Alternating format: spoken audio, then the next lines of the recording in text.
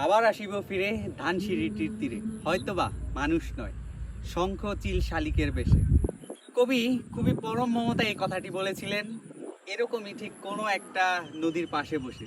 আসলে নদীমাতৃক দেশ আমাদের এই বাংলাদেশ, জালের মতো ছড়িয়ে ছিটিয়ে আছে অসংখ্য নদী। আর এই নদী পাড়ের যে জীবনযাপন সেটা সত্যিই অসাধারণ।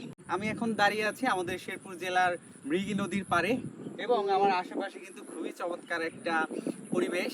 আমি যদি এক পাশে দেখাই, আমার অদূরেই শহরের কোলাহল, আবার এইদিকেই যদি আমি বলি এদিকে কিন্তু একেবারে গ্রামীণ জনজীবন।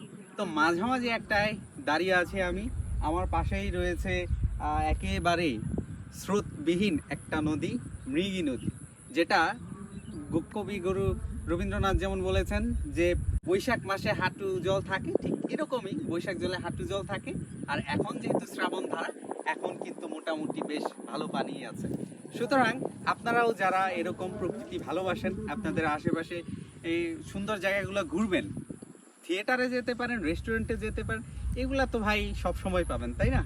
তো এই যে প্রকৃতির যে সৌন্দর্যগুলো আছে, আপনারা চেষ্টা করবেন এগুলো ঘোরাফেরার জন্য, এগুলো আপনাদের মনে প্রশান্তি এনে দেবে।